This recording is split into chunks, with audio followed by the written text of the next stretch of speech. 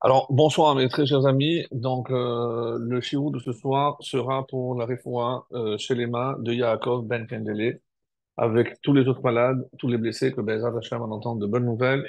Et puisque cette soirée est organisée ici aussi chez notre ami Olivier Chemla et son épouse Déborah, puisque c'est le papa de Déborah. Et on remercie de l'accueil, Baruch Hashem, et je vous remercie d'être venus si nombreux, puisque c'est la première fois qu'on fait. Il m'avait exprimé son souhait de vouloir le faire chez lui. Sachez qu'il a acheté une table exprès, donc il a vraiment fait, il a voulu faire au mieux. Et il, il m'a avoué qu'il était un petit peu jaloux que ce soit toujours chez Nathan. On a profité et on a une pensée évidemment pour Nathan, qui est dans l'avion, puisque c'est pour ça qu'on l'a pas fait chez lui, et que celui qui rigole trop fort, c'est-à-dire l'autre Olivier, se prépare bientôt chez lui, on viendra tous durant le midi. Maintenant qu'il n'a plus d'excuses de place, les Zrad Hashem, alors le prochain Olivier, on prend rendez-vous, si Dieu veut. Alors on ne connaît pas l'adresse encore, c'est encore, mais Zrad Hashem, voilà. Alors on arrive à une paracha un peu complexe. Et pourquoi je dis complexe? C'est par rapport, évidemment, à la lecture qu'on peut en faire. Parce que nous, on s'imagine, et d'ailleurs, il y a des commentaires qui vont dans ce sens, mais qu'est-ce qui a pu animer un homme comme Korah, qui, rappelons-le, était le porteur du Aaron? Il avait un niveau spirituel exceptionnel. Donc, je vais lire le premier verset pour voir la description qui est donnée des 250 hommes qui ont suivi. Et je ne pense pas l'avoir dit dans les cours précédents parce que ils ne sont pas cités dans le texte, mais les Rachamim tirent cette conclusion de la définition qui est donnée ici, Anshe Shem, Keri'e Moed. Donc, de quoi on parle? Pourquoi tellement d'attributs pour ces 250 personnes? Qu'est-ce que, Nessi et Eda? Vous oubliez maintenant tout ce que vous savez sur ces 250 personnes. Vous entendez Nessie et Eda, c'est les princes de l'Assemblée. À qui vous pensez? Quel prince vous connaissez? Le prince des 12 tribus, où on connaît leur nom, qu'est-ce qu'ils ont fait de particulier? Ceux qui ont participé à l'inauguration du Mishkan. Alors, vous voulez le scoop? Les 12 princes faisaient partie des 250. Les 12 princes faisaient partie des 250. Oui. Les représentants des tribus. Et comment les Chachamim interprètent le terme Anshe Shem? Nous, on va dire des gens de réputation. Mais vous savez ce qui marquait? Ils connaissaient le Shem. C'est quoi le Shem? Le Shem Amephorach. On parle de qui, là? Mais de qui on parle? Ils connaissaient le nom ineffable de Dieu. Donc, n'allez pas croire qu'ici, on est avec, comme on aurait pu imaginer, surtout en période électorale, on veut changer de candidat, on va faire du clientélisme. Non, non, non, on n'est pas du tout dans ce registre. On n'est pas du tout dans ce registre. Et parmi les explications que je voudrais partager avec vous ce soir, il y en a une. Qu'est-ce qui a déclenché? C'est, je regarde juste la fin de la semaine dernière. Et par quoi on a terminé? Par le Tzitzit. Et là, on commence par Korah. Alors, quel est le lien? Alors, nous, on connaît le Midrash. C'est qui est à l'origine de la révolte de Korah? Sa femme, dont la Torah a tu le nom. On ne connaît pas le nom. Et quand elle le voit arriver, tout rasé, je dis, qu'est-ce qui s'est passé? Et non, c'était la cérémonie pour les Lévi'im. Non, mais même Moshe l'a fait. Je dis, oui, mais est-ce que Aaron l'a fait? Ah non, Aaron, non. Je dis, ben, on dit, comme ça se rapporté dans le Zohar, qu'il était jaloux de l'aura de Aaron Cohen. Donc la vraie question qu'il avait, c'est l'aura de Aaron, pas de Moshe.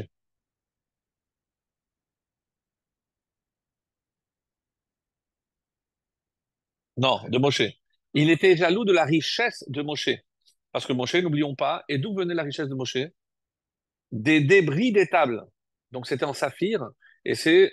Mais quand on parle de richesse, d'abord il faudrait comprendre, parce que à quoi aurait-elle servi dans le désert?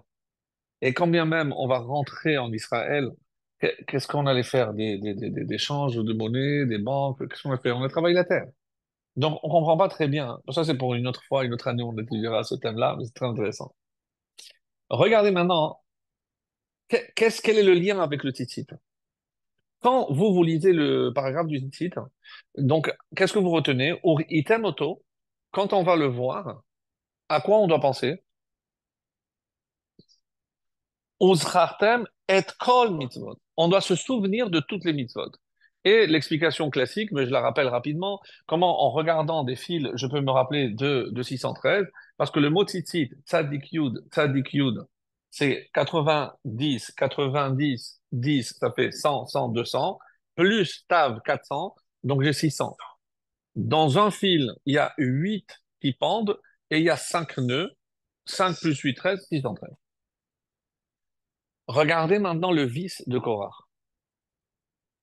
Quand il a compris que on n'allait plus rentrer en Israël, vous vous rappelez la raison pour laquelle Sélophrad a voulu montrer à tout le peuple que oui, il fallait malgré tout continuer à respecter le Shabbat, mais ce n'était pas que le Shabbat, c'est toutes les mitzvot. Parce que qu'est-ce que les Bnei Israël ont commencé à penser? Que vu que la Torah nous a été donnée pour aller en Israël et l'appliquer en Israël, vu que maintenant on ne va plus rentrer en Israël, donc plus de mitzvot, donc pourquoi j'ai besoin de ce fil pour me rappeler les mitzvot? J'ai plus besoin de fil. Oui, je sais, vous connaissez la réponse par rapport à Rabbeinu Bechaye qui disait on n'a pas besoin d'un maître parce qu'on est tous saints, donc on n'a pas besoin d'un chef. Ça, c'est l'explication classique. Mais là, je suis en train de dire, c'est par rapport au titre, on n'a plus besoin de mitzvot. Et quand il vient avec ses arguments, Korah, il dit, Moshe, pourquoi toi tu dois être au-dessus?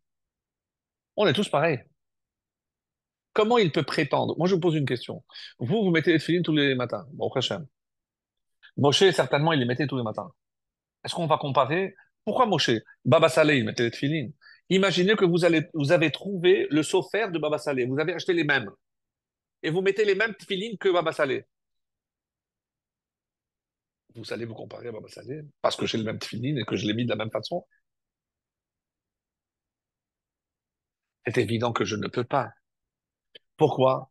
Parce que l'expression d'un homme, et surtout de la neshama d'un homme, quelles sont les trois voies de l'expression de la neshama pour un homme?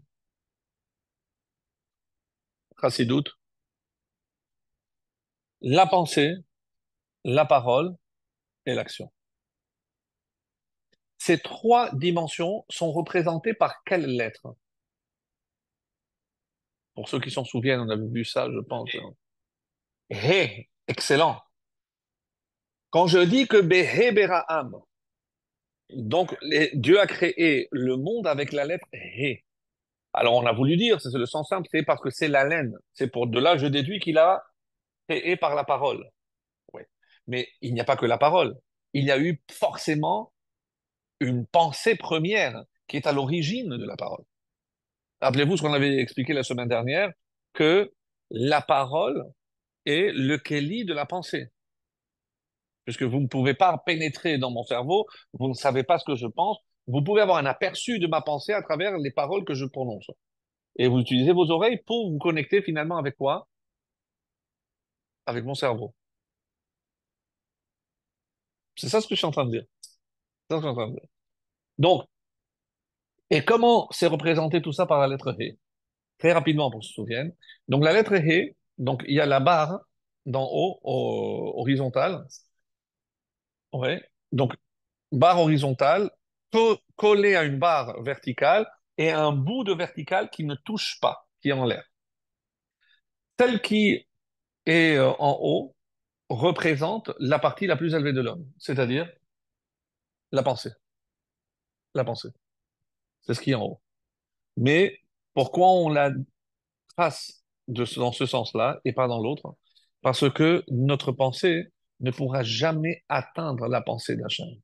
Jamais, au grand jamais, on ne pourra pénétrer la profondeur de la plus petite des mitzvot. Et c'est pas parce que j'ai la prétention de comprendre quoi que ce soit que j'ai saisi toute la dimension d'une mitzvah, quelle qu'elle soit.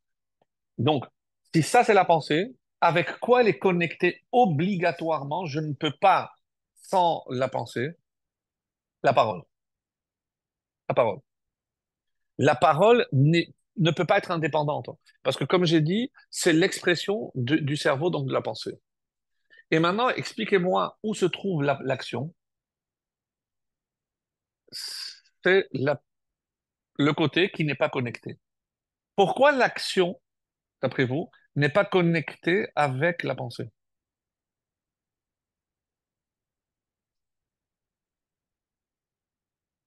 Elle peut dépasser la pensée? Si je colle l'action à la pensée, qu'est-ce que je suis en train de dire? Que même quand je fais quelque chose, je le fais aussi avec mon cerveau, dans le sens où j'ai l'illusion de comprendre ce que je fais. Ou alors, ceux qui vous diront, lorsque je comprendrai, je ferai. Ça veut dire que eux, qu'est-ce qu'ils veulent faire? Ils veulent coller l'action à la barre. Mais ça change de lettre. Quelle lettre j'obtiens? Et que veut dire chet? La faute.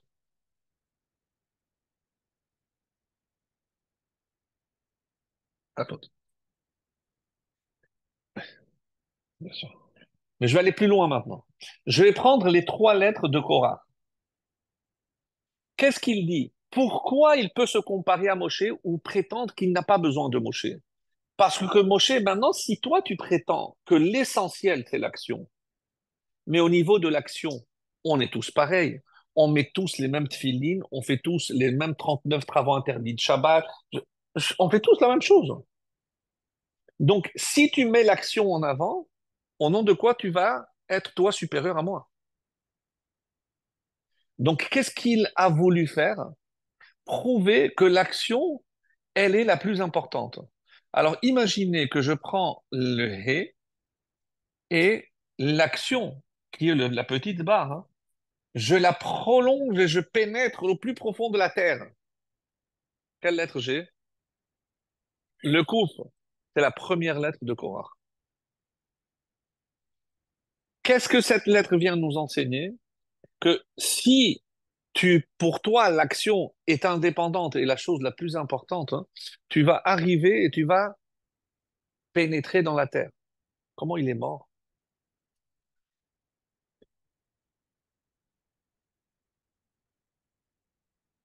Tu as voulu vraiment rentrer dans la terre? C'est là-bas que tu rentres. Maintenant, je continue. Le Resh, qu'est-ce qu'il manque? Il manque l'action. Il a un problème extrêmement sérieux avec l'action. Soit pour lui, c'est la chose la plus importante, soit il va à l'autre extrême, c'est-à-dire, il n'y a pas d'action. Et là, si je garde, je rage le Resh. Ou alors, pire, si tu me dis que l'action, je dois la comprendre, j'ai dit tout à l'heure quelle lettre j'ai? Het. C'est la troisième lettre de Korah. Dans chaque lettre, je vois quel a été le problème de Korah.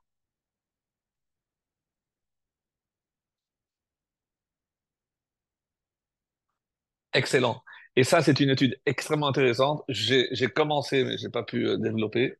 Mais on voit à quel point c'est important, parce que par exemple, dans le déluge, on a dit qu'il a nommé son fils Péleg. Pourquoi? Parce que Dor a un Aflaga. Mais il est né avant la dispersion. Alors, comment? C'est parce que de là, certains déduisent que le nom que je donne est une prophétie. Parce que je vois en avant ce qui va arriver. Et c'est à ce moment-là que je comprends l'importance du nom que je donne à l'enfant. Parce qu'il est déterminant. Déterminant. Au passage, après tout ce que je viens de dire, n'oubliez pas ce que le Harizal a dit et qu'on a rappelé à chaque année, que c'est quoi? Où je trouve le mot de Korah,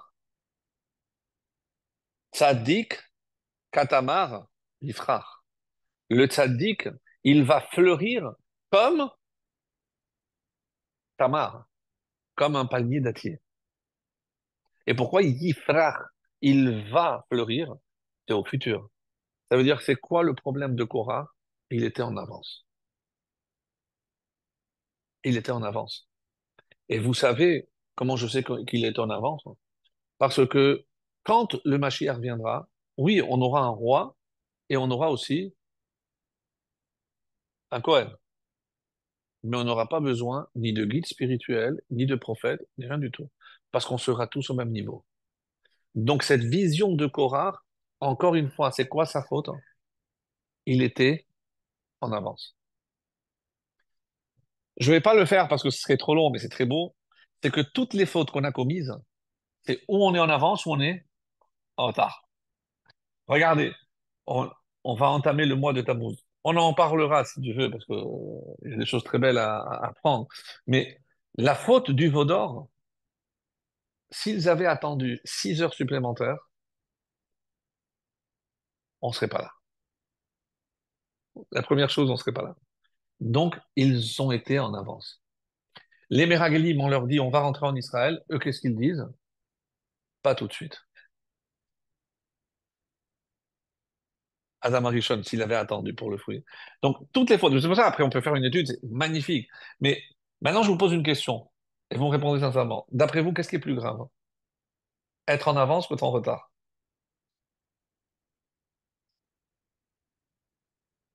Tout le monde est d'accord? Aviel, exprime-toi. Je ne suis pas le mouvement.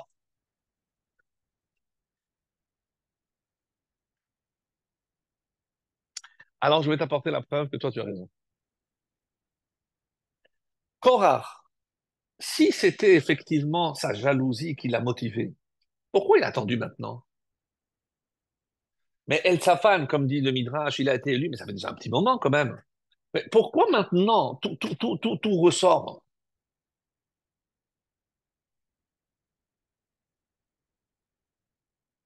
Alors, on a vu par exemple que les Meraglim, hein, ben, pourquoi ils ont osé? Parce que eux, ils ont appris que Moshe allait mourir. Mais écoutez bien ceci. Pour la faute du veau d'or, qu'est-ce qu'il voulait faire Hachem au peuple juif? Un truc. Qui nous a sauvés? Il est intervenu, Hachem l'a écouté? Oui. Oui. Les Meraglim, qu'est-ce qu'il fait Hachem? Il condamne à ne pas rentrer en Israël. Moshe intervient. Le décret a été annulé? Visiblement, non. Donc, ça a affaibli Moshe. Qu'est-ce que Korach utilise comme argument? Vous voyez, Moshe n'est plus à la hauteur, il ne peut plus nous sauver. Il a perdu cette aura qu'il avait depuis le veau d'or, où il était prêt à se sacrifier pour sauver le peuple.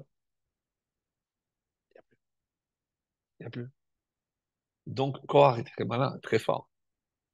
Il est très fort. Donc, il a choisi exactement le bon moment. Et c'est pour ça qu'il a pu gagner à sa cause les 12 Nessi'im. Mais vous croyez que c'était des nuls? Mais il y avait Narshon Ben Aminadab. Grâce à lui, la mer s'est ouverte, n'oublions pas. Il fait partie des 250. Mais je ne comprends pas. Mais si c'est vrai que vous voulez, mais il ne peut pas y avoir 250 Kohanim Gedolim. Quand Moshe vous propose de faire la Ktoret, mais on sait très bien que la Ktoret, écoutez cette réponse parce qu'elle est magnifique. Est-ce qu'on a le droit d'offrir la Kétoret sans raison? C'est que le seul jour où le Kohen Gadol offrait la Kétoret, c'est à Kippour. Une fois, donc, il n'a pas le droit. De là, on apprend qu'on ne peut pas faire 2 fois sans dague, etc. Mais j'ai pas compris. Mais à Moshe, il les a avertis. Mais d'où ils ont sorti cette confiance qu'ils pouvaient apporter une Kétoret et ne rien craindre? Mais c'est pas possible. Oui, c'est possible. Qu'est-ce qui leur a laissé croire que c'était possible d'apporter une kétorette et ne rien avoir à craindre? vous savez. Si j'ai dit qu'il y a les 12 princes des tribus, parmi les offrandes qu'ils ont apportées lors de l'inauguration, il y avait mais la Kétoret. Ils ont apporté la Kétoret. Il leur est arrivé quelque chose? Non. Donc, eux, ils se sont sentis tellement à l'aise et tellement immunisés parce qu'ils n'avaient rien à craindre.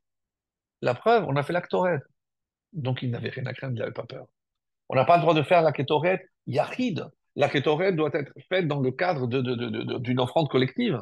Oui, mais pourquoi alors, lors de l'inauguration, c'était individuel, chacun a apporté sa kétorette. Il ne s'est rien passé.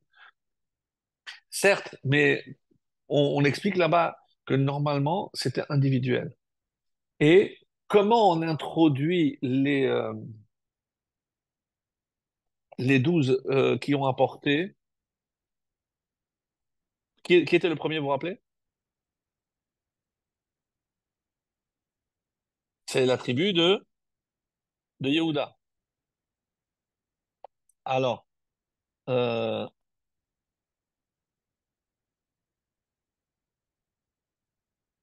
Alors, regardez juste le premier mot.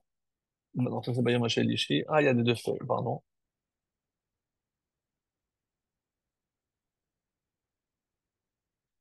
Vayhi hamakriv bayom harishon et korbano, Nachshon ben Aminadab. Par quoi j'ai commencé le verset? Vayhi. Mais si c'est un jour de joie, qu'est-ce que j'aurais dû mettre? On s'est jamais posé la question. Pourquoi Vayhi? Parce que ça va lui coûter la vie. Parce que comme il pensait qu'il avait le droit d'apporter la kétorette, il va faire partie des 250, il va apporter la kétorette, et il va finir par mourir. Vayhi. Vayhi, ça annonce un malheur. Mais c'est un jour de joie, un jour d'inauguration. Vous voyez. Ouais. Donc, pardon, une très bonne remarque comme d'habitude.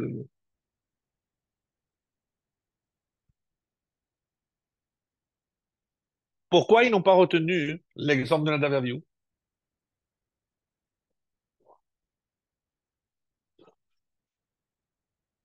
Parce que là-bas, personne ne leur a demandé. Là, maintenant, qui c'est qui leur demande? Moshe. On va comparer. On va pas comparer. Donc là, j'accomplis. Mais même si Moshe a tenu à les avertir, attention, on pourra avoir il n'y aura qu'un seul Kohen Gadol. Donc les autres, mais vous allez mourir. Qu'est-ce qu'ils ont fait, les Shem Shammai? Parce que on parle ici de Narshon Ben Aminadab, donc n'oubliez pas, on ne parle pas des Meragelim qui étaient à un niveau bien nettement inférieur au Nessiim, Nessié et Da. Donc à Kérié Moed, j'allais dire, il n'y a pas plus. Il n'y a pas plus. Alors, par la suite, hein, vous vous rappelez le test du bâton. Qu'est-ce qui s'est passé avec le bâton d'Aaron, contrairement aux autres? Non, il a fleuri. Donc d'abord, il a pris racine. C'est déjà en soi un miracle, mais il a donné des amendes. Les Rachamim me disent, qu'est-ce que j'apprends de ça? Qu'est-ce que ça veut dire des amendes? Pourquoi des amendes? Un, c'est le premier qui fleurit. Vient la Gemara et nous dit quelque chose d'assez étonnant et qui va nous permettre de comprendre, encore une fois, parce que le but, c'est pas de savoir par rapport à ce qui s'est passé, nous, qu'est-ce qu'on apprend de ça? La Gemara vient et dit, il y a deux types d'amendes. Il y a une amande qui au départ est amère, mais qui devient douce. Et il y a des amandes douces qui deviennent amères. Très curieux. En tout cas, bon, si les Rachamim le disent, on leur fait confiance. Maintenant, on essaie de traduire ça pour nous. Quand des fois je fais quelque chose, je peux croire hein, qu'il y a une certaine douceur. Par exemple,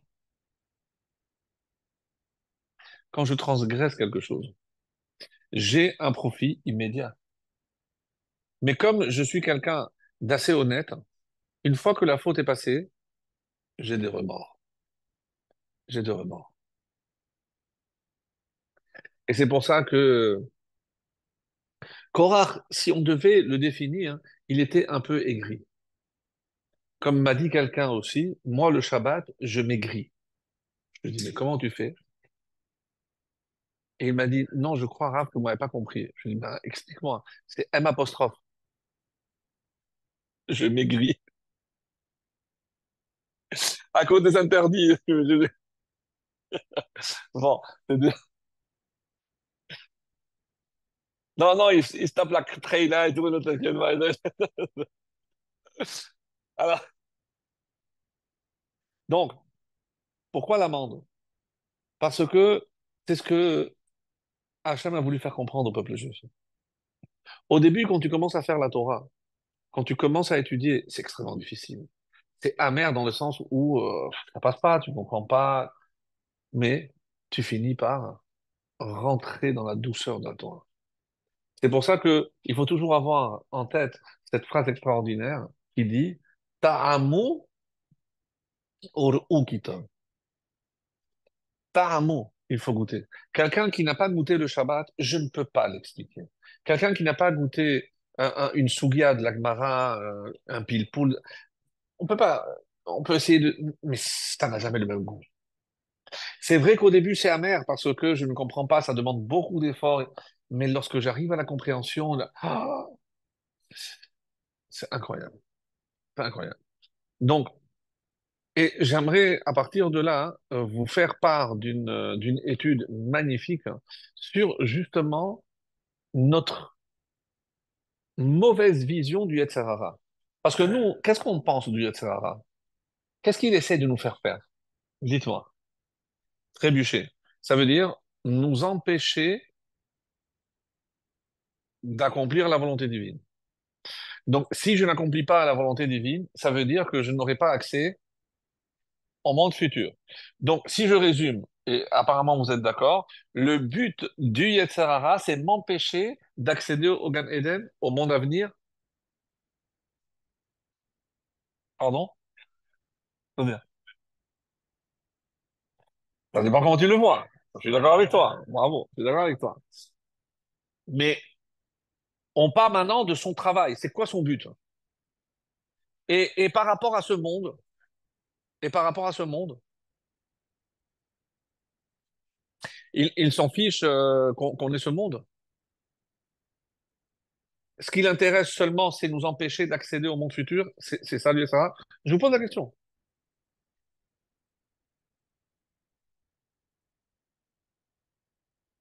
Ça, c'est notre erreur. Ouais. Hmm. On est d'accord, c'est le serviteur de Dieu, et pas comme 2000 ans de christianisme ont réussi à implanter dans l'inconscience humaine que le Satan, c'est le grand ennemi de Dieu.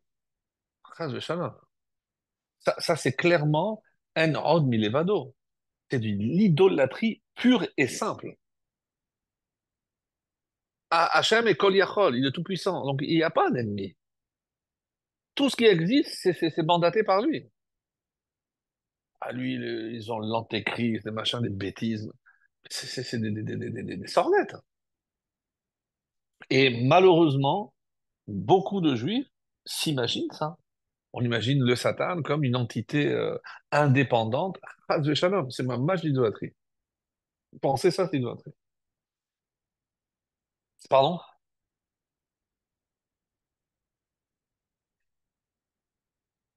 Ah oui, oui, oui, bien sûr. Mais qui sont beaucoup plus chrétiennes que judéo, parce que c'est pas de chez nous. Non, mais c'est ça, c'est ce qui est dommage. C'est ce qui est dommage. Alors, retenez cette question parce que je vais essayer de la développer, mais je vais faire une petite introduction à cela. Vous savez d'abord d'où vient ce chiffre 250? pourquoi pas 300, à quoi ça correspond? Parce que, pardon, tu as une réponse, Olivier?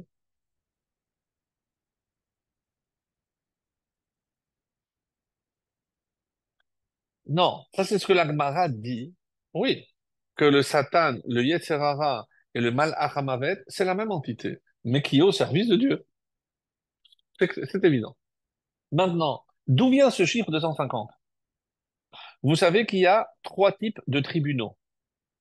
Quand, dans la Gemara, si vous avez fait un peu Sanhedrin, Makot et autres, quand il y a un tribunal qui peut se prononcer sur la vie ou la mort d'un détenu, ce qu'on appelle dîner nefashot. Il y a dîner mamonot. Dîner mamonot, ça peut finir avec trois. Dîner nefashot minimum, non, ça c'est le grand Sanhedrin. Ça c'est des questions encore plus. Excellent. 23. Donc, la tribu de Lévi n'est pas concernée parce que c'est elle qui est en question. Donc, on a pris 23 de 11 tribus. Ça fait combien?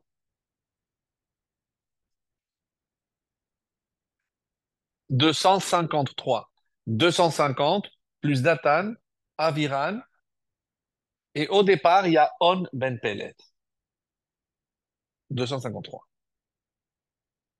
Donc, il voulait établir, pas un Sanhédrin de 70, de 11 fois 23. C'est ça ce qui se cache derrière.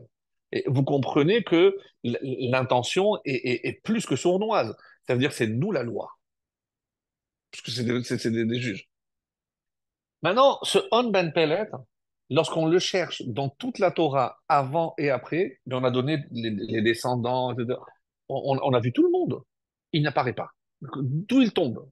Il n'est pas, il n'a pas de casier. Pourquoi? Parce qu'il a nettoyé à Pessah. Dans toutes les synagogues, on dit nettoyer le casier. Bon, bref. Non, on n'a pas compris. C'est pas grave. Après on fait tous.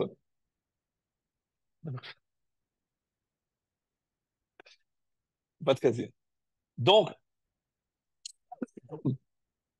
et c'est pour ça que les Ramim me disent, mais quand je regarde, c'est le Midrash qui dit, c'est qui? Son vrai nom, c'est Nemuel. Et qui était Nemuel? Le frère de Dathan et Abiram. C'est le frère. Midrash. Nemuel, c'est On Ben Pelet, et c'est pour ça que son nom n'apparaît pas, parce qu'ici, on l'a changé par rapport à la signification. Pelet, Palit, c'est celui qui s'est échappé, il a été rescapé, parce qu'on ne le retrouve plus. Qui l'a sauvé? Sa femme. Sa femme. Qui va jouer un rôle déterminant. Parce que de la même façon que la femme de Korah va l'enfoncer, et c'est le cas de le dire, parce qu'il va terminer bien profond, et la femme d'On Ben Pelet va le sauver. Mais avec quel argument? Que ce soit l'un ou l'autre, toi, qu'est-ce que tu as gagné? Non, nous, comment on aurait posé la question? Est-ce que c'est bon pour les Juifs? C'est ça la question qu'on est en train de se poser maintenant. Mais la question, c'est pas si c'est bon. Qu'est-ce qui est pire pour les Juifs? C'est la question qui doit se poser aujourd'hui, c'est plutôt ça. Bon, mais ça, on a dit qu'on parle pas de politique. Attention, c'est pas parce qu'il y a des divergences et c'est la politique. Voilà. C'est notre niveau. C'est notre niveau. Donc, on a vu ici, et il y a un autre avis dans le Midrash qui dit que qui est la femme de Korah? La sœur de Dathan et Abiram. C'est-à-dire, drôle de famille. C'est une famille de révoltés, quelque chose d'énorme. Quelque chose d'énorme. D'énorme. Pardon? Ah ouais. Mais il y a toujours des contestataires. Et ceux qui, et vous savez pourquoi, c'est une très belle explication que j'ai découvert dans un Midrash. Quand Hachem vient dire à Moshe, c'est bon, tu peux retourner en Égypte parce que ceux qui te voulaient du mal sont morts. À qui vous avez pensé, vous? Tout le monde pense au Pharaon. C'est pas ce que le Midrash dit. Qui, qui sont ceux qui ont dénoncé Moshe, qu'ils voulaient du mal? Nathan Miran. Mais on les voit à la sortie, donc ils sont pas morts. Ils se sont appauvris. Ils ont tout perdu. Eux qui étaient riches comme Crésus, il restait que Korah, et c'est pour ça ils se sont collés à Korah. Ils ont perdu toute leur fortune. Et qu'est-ce qu'il a dit? Ani, Khashoggi Kamet.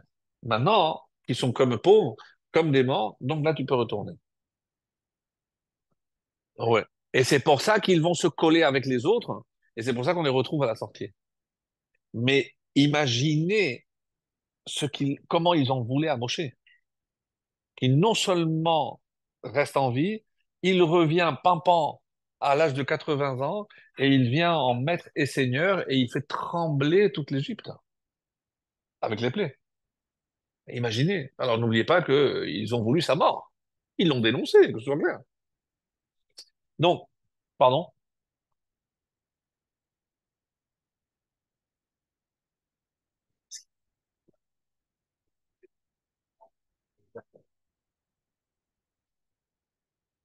Baba Batra, Rabba Batrana. Ouais, bravo. J'ai le texte. J'ai le texte. Ah, je savais que tu allais poser la question. Non, je ne me trimballe pas avec la Gemara, mais j'ai une photocopie. Baba Batra, pour ceux qui veulent la source, Yud Dalet Amoud Bet, 14b. Euh,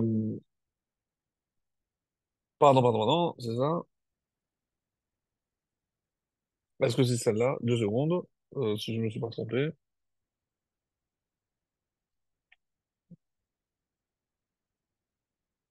Attendez. Baba pardon, c'est 73. Fin 73 et début de 74. Amar Rabba Barkhana. C'est toutes les histoires qui sont attribuées à Rabba Barkhana. Donc, je ne sais pas si ça existe en français, mais Pamachat Aïnou Olchim Bamidbar, on marchait dans le désert, Veitlava Elenu Socher Ishmaeli. Il y avait un commerçant ishmaélite. Amarli, il m'a dit, Bour Elecha Blouae Korah. Je vais te montrer où sont, puisqu'il y a ceux qui ont été sroufés, ceux qui ont été brûlés, c'est 250. Bloué, c'est ceux qui ont été avalés. Et qui a été avalé? Datan, Aviran, avec leur famille, et Korah. Et comme dit le Midrash, hein, que même s'il avait sa veste dans le pressing, la veste s'est envolée et elle est allée dessous à terre. Et ils ont vu voler plein de choses. La terre a tout happé. Et ne me dites pas que c'était un mouvement tectonique ou un tremblement de terre. Pourquoi? Parce que c'est pas ce que dit le Masechet Avot. Qu'est-ce qu'elle dit Masechet Avot? Que ça fait partie des choses qui ont été créées avant l'entrée de Shabbat. Donc c'est une création particulière qui prouve le contrôle de Dieu sur le monde et sur la nature. Pi haaretz, la bouche littéralement de la terre. Alors, il lui a dit, je vais te montrer où c'est. Ra'itib Kaim, j'ai vu effectivement des fissures, et j'ai vu Olé Hashan, j'ai vu qu'il y avait une fumée qui montait. Il a appris Gizat Tsemer, un morceau de coton. Hirtiv Ota Bemaim, il a mouillé. Venaat Ota Berosh Aromah, il a mis sur une lance et il a fait rentrer la lance dans le trou et est sorti brûlé. Aron Abetoch Hanekavim, Keshehoti, Raiti Sheatsemer Haruch, il était complètement brûlé. Amalia Socher, maintenant, tends l'oreille et écoute ce que Anshe Korah. Alors j'ai tendu l'oreille, Veshamati, et j'ai entendu cette phrase. Moshe vetorato emet, ve'anachnu badayim. Moshe et la Torah sont vrais, nous on est des menteurs. Le rabbi dans l'écouter Sichot dit quelque chose de très beau. Qu'est-ce que c'est émettre? C'est les trois contestations de Korah, les initiales. Ils ont contesté le fait que le seul qui n'a pas été rasé, et c'est la place qu'il convoitait véritablement Korah, c'est Aharon. Ensuite, ils sont venus avec deux exemples pour ridiculiser Moshe. C'est quoi les deux exemples? Techelet, excellent, c'est le Tav, et la Mezouza. Initiale de Aharon, Mezouza et Techelet, Emet. Incroyable, incroyable. Il y en a qui ont voulu dire que Aleph même c'est aussi Aaron, même c'est aussi Moshe. Parce qu'ils ont voulu, mais ils ne voulaient pas sa place. Parce que, et vous savez pourquoi? Parce que Moshe, quand il a dit, mais je n'ai pas compris, vous voulez ma place? Je vous la donne. Moi, je ne l'ai pas prise. C'est Hachem qui me l'a donnée. Et même, est-ce qu'il a pris tout de suite? Vous vous rappelez ou pas? Il a mis 7 jours pour discuter, je ne la veux pas. Mais je ne la veux pas. Mais tenez, tenez prenez, vous me débarrassez, au contraire. Je n'en veux pas. Je n'en veux pas. Alors, et comment je sais que tout est une question de femme? Parce que le Midrash a commencé à dire Vaïkar Korah. Qu'est-ce qu'il a pris? Il s'est mis à l'écart, il a pris les 250. Mais où est-ce qu'on retrouve, pour ceux qui ont fait un peu de Gemara, surtout dans Kiddushin, Vaïkar, c'est quoi? C'est la femme. Où est-ce qu'on retrouve dans la Torah? Vaïkar Ish Ibed Levi et Bat Levi. Vaïkar, c'est une notion de mariage. C'est-à-dire, par quoi commence la paracha? Par le mariage. Tout ce qui va se passer, ceux qui vont être sauvés, ils vont être sauvés par leur femme, et ceux qui vont s'enfoncer, ils vont être enfoncés par leur femme. Ceux-là, c'est Ezer, et ceux-là, c'est Kenegdo. Ceux-là, Vaïkar, c'est vraiment sur les femmes. Alors, où disparaît On? On a répondu à cette question. On Ben Pellet, donc finalement, il a été sauvé par sa femme. Et il a eu la vie sauve. Certains disent qu'il est rentré dans le trou, mais qu'il n'a pas été brûlé, et que c'est lui qui a commencé les mismorim de Korah. Lamnatsea, Livne Korah, Mizmor. À quel moment on récite un psaume en parlant des enfants de... Et à quel moment, Kippour? C'est à Rosh Hashanah. Cette fois est au moment crucial. Quand je dis crucial, c'est la mitzvah du jour. Sonner le chauffard. Et quel psaume on a choisi? Les enfants de Korah. Parce que si on a un exemple, nous on a toujours dit qu'ils se sont rendus compte que, même si au début ils ont suivi le père, mais c'est lorsqu'ils étaient dans le trou, et c'est pour ça qu'Hachem, Moshe a demandé qu'ils rentrent vivants chez Ola. Vivants, mais c'est cruel, pas du tout. Pas pour qu'ils aient le temps de faire des choses. Et ils chantent. Et quel chant ils font? Il y a 11 Mizmorim d'Ebne Korah. Et c'est eux qui ont chanté. Et c'est comme ça qu'on a su qu'ils ont fait Teshuvah. Et on fait remarquer que dans tous les psaumes où apparaissent l'enfant de Korah, il y a aussi une allusion à Yerushalayim. Pourquoi? Vous avez une idée? Pourquoi ça devrait être lié à Yerushalayim? Vous avez une idée?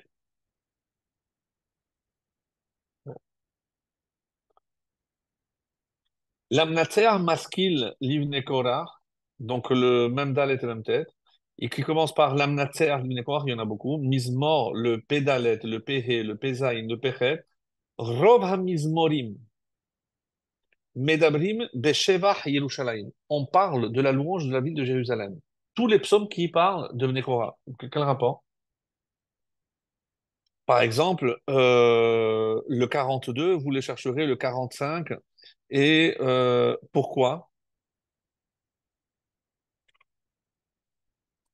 Pourquoi?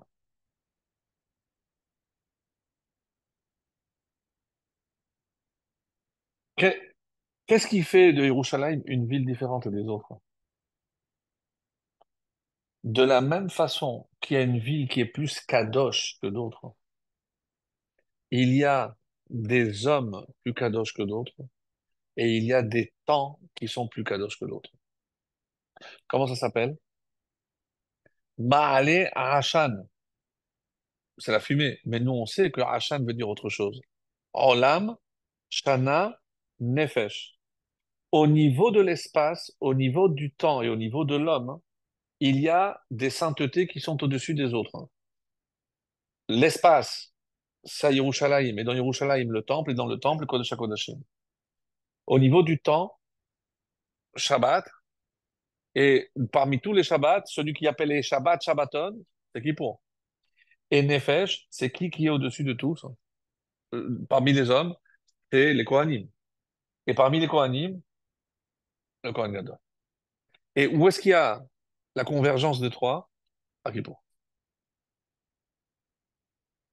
Ils ont accepté que Hachem a fait les choses de manière à ce qu'il y ait forcément une différence. Eux, qu'est-ce qu'ils voulaient faire? En tout cas, Korach essentiellement, ils voulaient effacer les différences. Et c'est pour ça que Moshe, quand il va les punir, qu'est-ce qu'il leur dit? Hibadelu mitor. Séparez-vous du reste. Où est-ce qu'on retrouve ce mot hibadelu? On connaissait un mot avec ça, Havdalah. Un livre qui s'appelle Maté Moshe, la page 100 414. Qu'est-ce qu'il dit? Kshemavdili malkos, lorsqu'on fait la Havdalah, shofrim me'ayin ala haaretz. À l'époque, et c'est comme ça qu'il demande, on prend le vin et on jette par terre. De ita, kol bayit shelo nishpach bo yayin, en bo siman bracha. Et pourquoi on fait ça? Parce que dans une maison où on n'a pas versé du sang, il n'y a pas un siman de bracha. Euh, du vin, on s'est compris. On s'est compris. Ah, et il continue. Et il y a aussi une autre raison. Ve'ot ta'am. Bon. Laquelle? C'est qui écrit ça? C'est les Rakenati. Je ne sais pas si vous savez, c'est un des kabbalistes italiens, Rakenati. Et il dit que c'est lié à la paracha de Korah. Pourquoi? Parce que c'est écrit Hibadelu, comme j'ai dit. Vehem bnei Korach lo yordim la sheol ad Israël osim avdallah. Parce que le Shabbat, qu'est-ce qui se passe? Vous savez ça ou pas? Qu'est-ce qui se passe dans le Gehinam? On éteint le four, sans repos. Shabbat, même en enfer, on n'allume pas le feu. Bon, ça, il faut comprendre, c'est une image. Oui. Mais on ne s'arrête pas. Mais imaginez ce que ça veut dire. Et donc, eux, ils sont dans chez Ola, ils sont dans l'enfer et le feu. Mais ils ont un répit. Quand est-ce qu'ils reprennent le feu? Après l'Ardala. Mais non, au contraire, regarde ce qu'il dit. Voilà ce qui est très beau. Et c'est pour ça qu'il dit que quelque part, quand on fait l'Avdallah, parce qu'ils ont marqué Ibadelou, Velatet le Adat Korach et Chelkam. Et ça, c'est pour leur donner leur part. Il y en a qui disent que c'est comme ça qu'on fait le tikkun. Après, dans l'Alaha, ça, c'est pas un livre dans l'Alaha. Dans l'Alaha, qu'est-ce qu'il est rapporté? Pour ne pas faire Baltachrit, je ne prends pas du vin, je le jette par terre. Qu'est-ce qu'on fait? On fait déborder. Et c'est pour ça que le fait de faire déborder, c'est ni obligation, ni vendredi soir, ni samedi midi, aucune obligation, aucune obligation. La notion de faire déborder le vin uniquement le Shabbat, Abdallah, que le samedi soir.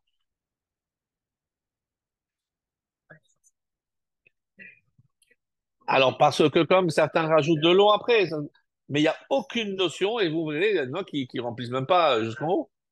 Pas besoin. Alors, parce que c'est un siman de bracha.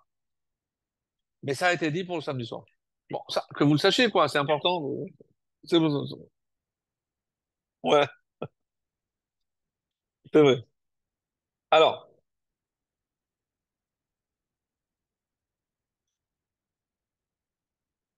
non, non, mais on a fait déjà une heure.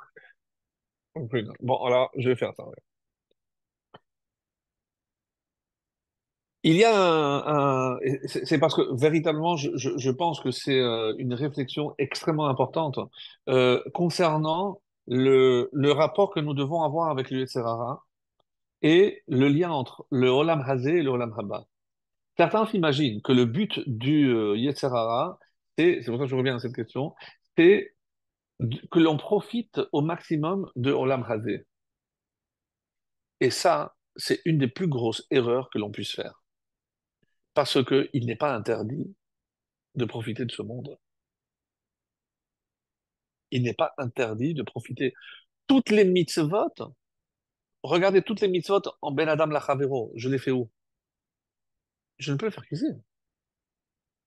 Mais la majorité des mitzvot concernent ce monde. Il y a toujours une base matérielle, j'ai besoin de ce monde.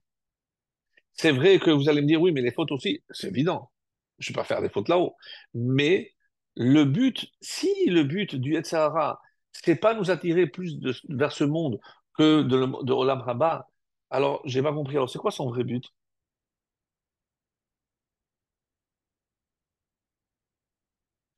Nous exterminer, nous éliminer.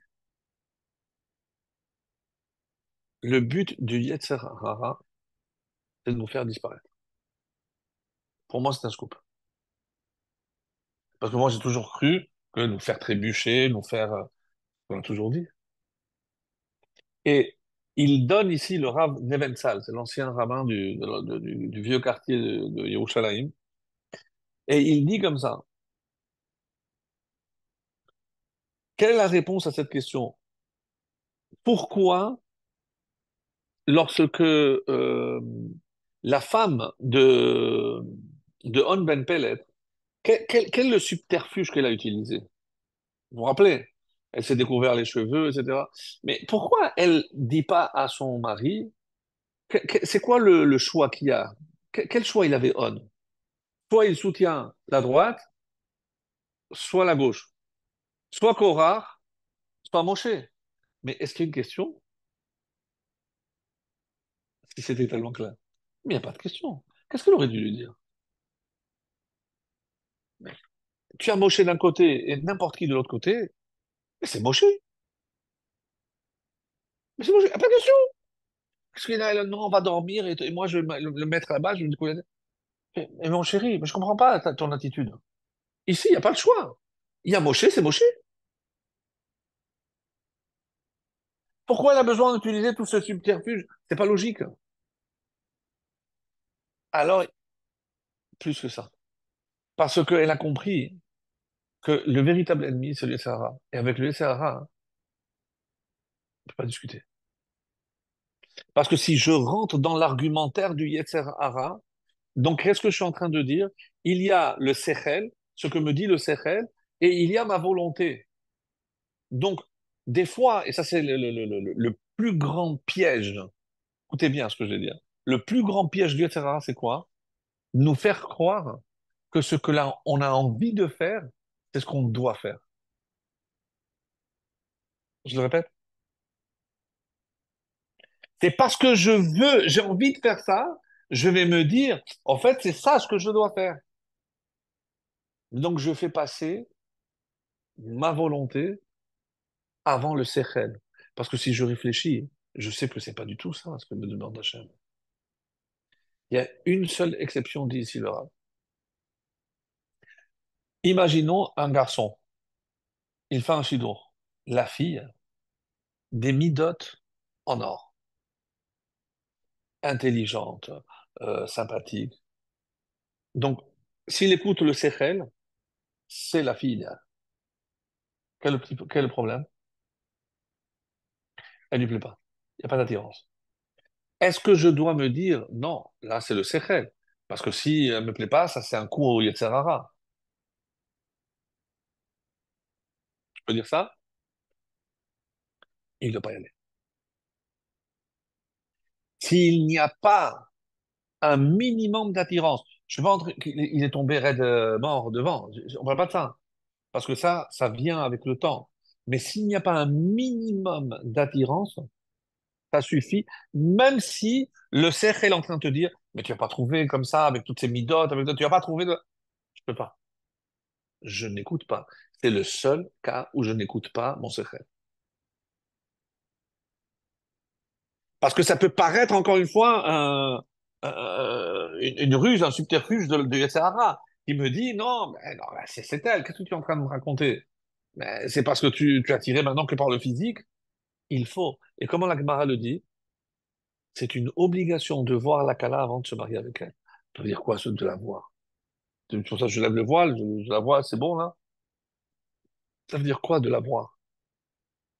De la voir avec des yeux qui me plaisent. C'est ça que ça veut dire.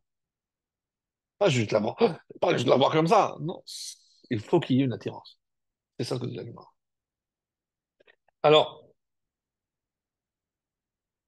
c'est ce que je veux faire qui va dicter ce qu'il faut faire. J'écris ici en français pour ne pas l'oublier. Donc, c'est ce que je veux faire, c'est ça qui va prendre le pas sur, et je vais dire, mais c'est ça ce que je dois faire. Et je vais tomber dans le panneau en imaginant que je fais ce qu'il faut. Non, tu es en train de faire ce que tu as envie de faire. C'est pas ça ce qu'il faut. C'est pas ça ce qu'il faut faire. Et ça, c'est le grand danger. Alors, écoutez ça, je vais terminer avec cette leçon parce que ça, je me suis dit que c'était le moment ou jamais de partager ça avec vous et je préfère le dire. Alors, d'où il apporte la preuve hein, que on n'a pas toujours compris l'attitude de nos patriarches et de nos matriarches. Et il rapporte un épisode que tout le monde connaît, mais on ne s'est jamais arrêté. Et là, quand on va le comprendre avec cette lecture-là, c'est comme si les yeux s'ouvraient sur un nouveau texte. Quand Yaakov est chez Lavan, donc il est à la fin des 22 années, et Hachem lui apparaît, qu'est-ce qu'il lui dit? Retourne. Bon, il dit retourne, ça y est. Lui, maintenant, il convoque ses femmes. Et qu'est-ce qu'il leur dit? La tête de votre père n'est plus la même. Il a essayé de m'embobiner. Je comprends pas. Pourquoi il n'a pas dit la vérité? Mais dis qu'Hachem, il t'a demandé de partir seulement, ça y est, j'ai pas besoin de... Hachem m'a dit de partir, il faut partir. Et elle, qu'est-ce qu'elle répond?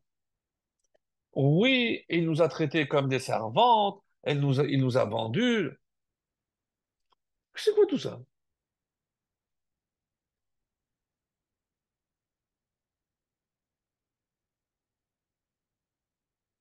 Alors il dit, il avait trois raisons pour partir. Et il ne va mentionner aucune des trois à ses femmes. C'est quoi la première? Vous êtes bien assis? Non? Ça va te plaire. Je vais la lire parce qu'elle est trop belle. Je vous donne la source. Traité de Ketuvot 110b. Je peux lire maintenant? Chova lagour ba'aret. Ah, la bombe atomique. C'est une obligation pour un juif de vivre en Israël. Moi, je ne suis pas envoyé par l'agent juif, je vous rassure, mais je fais mon boulot. Je fais mon boulot.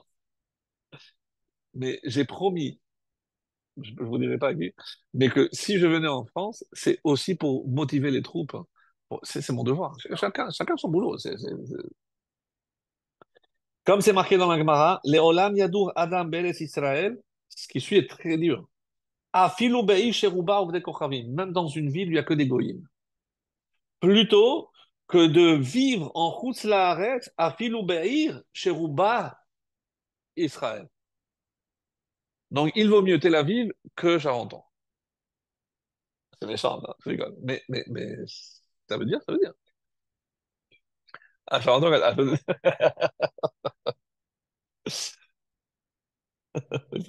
deuxième raison. Harchek Mishachen Ra. Je ne peux pas rester côtoyer quelqu'un qui a une mauvaise influence sur moi. Lavan, c'est un shachenra, c'est un rachat. Il a essayé de voler, de tromper. Je ne dois pas rester à proximité de quelqu'un qui est nuisible. Excellent, Raviel.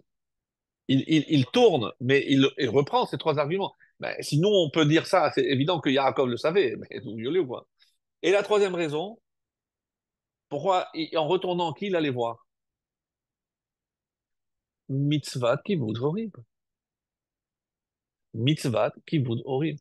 Et c'est étonnant que il le donne dans cet ordre. Moi j'aurais commencé par mitzvah et kibbout, horrible.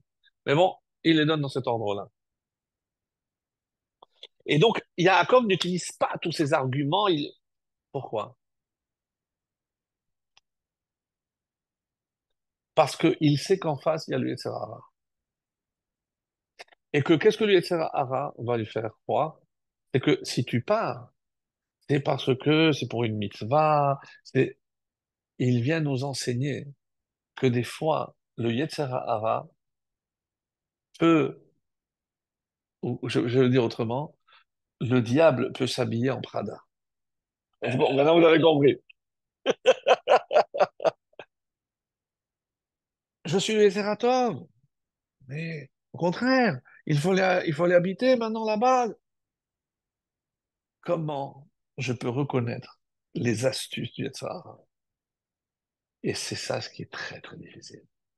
C'est pour ça que euh, Yaakov, il ne veut pas tomber dans le piège du Yetzirah avec ces arguments-là, parce que moi-même, je ne sais pas si je le fais les Shem Shamaïm, où il y a aussi un peu de Negia, ou c'est à titre personnel. Donc, en gros, c'est de ça qu'il faut se méfier. Quand on fait les choses, est-ce qu'on les fait vraiment pour Hachem, d'une manière désintéressée ou pas?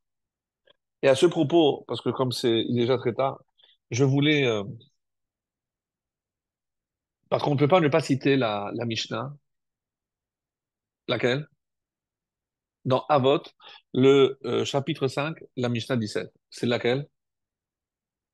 Machloket leshem shamayim, machloket shelo leshem shamayim. Alors, il y a une machloket, donc une divergence qui est leshem shamayim, il y a une divergence qui n'est pas leshem shamayim. Quel est l'exemple? Il est les shamayim. Et l'autre exemple, c'est quoi? Korach et Moshe. Korach v'chol adato. Ce qui prouve que Moshe n'est jamais rentré dans la discussion, comme on l'a souvent dit, que même entre eux, ils n'avaient pas les mêmes intérêts. Ça, c'est l'explication classique. Ici, le Rav dévoile quelque chose de très beau, et j'aimerais qu'on retienne ça. Dans la Mishnah, par exemple, lorsqu'on dit qu'une souka qui a plus que 20 amot, elle est psoula. Qu'est-ce que j'aurais pu dire? Que une souka de 50 ou de 100 amot, elle est psoula. Quand la Mishnah donne une mesure, laquelle donne à la limite. C'est-à-dire, si je dis 20 amot, si c'est 20 amot et demi, c'est pas sourd. C'est-à-dire que quand je situe toujours à la limite. Quand je dis que la marloquette de Korah, elle n'était pas les Shem Shamayim, non, qu'est-ce qu'on va dire? Ah ben, c'est sûr, c'est un rachat. C'est qu'il y avait les Shem Shamayim. Oui, oui, oui. Korah a agi les Shem Shamayim, mais dans ce les Shem Shamayim, il y avait une infime partie qui n'était pas l'Oléchem, qui n'était pas le Shem Shamaï. Incroyable. Moi, pour moi, ce pshat est adorable. Ah, j'ai adoré. Bien, oui, je sais que je défends toujours les causes noires, je le regarde. Mais, mais c'est exactement ce que ça veut dire. C'est-à-dire que la nuance est telle, n'allez pas vous comparer, je vous en supplie, à Korah. Des fois, nous aussi, on a la dispute, c'est pas les Shem Shamaïm. Mais pour qui tu te prends? Et c'est une Mishnah qui parle. Korach, parce que vous croyez que la Mishnah ne connaissait pas, parce que le Harizan n'a pas encore dit que Tzadik Atamaliflar c'était Korach, la Mishnah ne le savait pas. Vous savez.